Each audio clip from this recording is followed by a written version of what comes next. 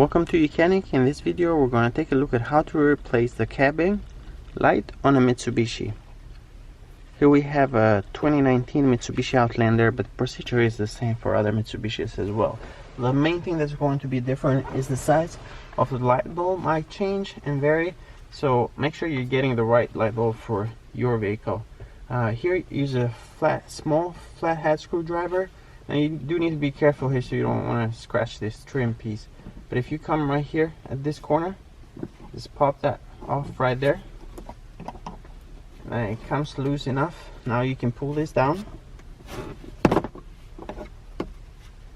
you can see that piece, we'll put that to the side.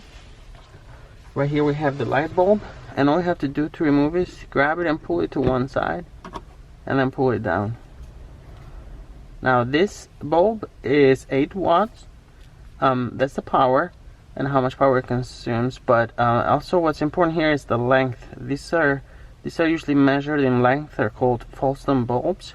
This is 30 millimeter, but you want to make sure you get the right size for your car. You'll take the new bulb. Now if you want a slightly brighter light, you can go a little bit higher. From 8 watts you can go 10. If it's LED you can go even higher. Now but if you want a dimmer, of course you can go with a 5 watts. If you're installing an LED, one thing to keep in mind is you'll put the LED in and it might not turn it around, because LEDs are it's very important to have the positive and the negative on the correct side. So if you put it the wrong way, it's not going to turn on. But with this it doesn't matter. We'll take this bulb and put that up there, and you can see it's working.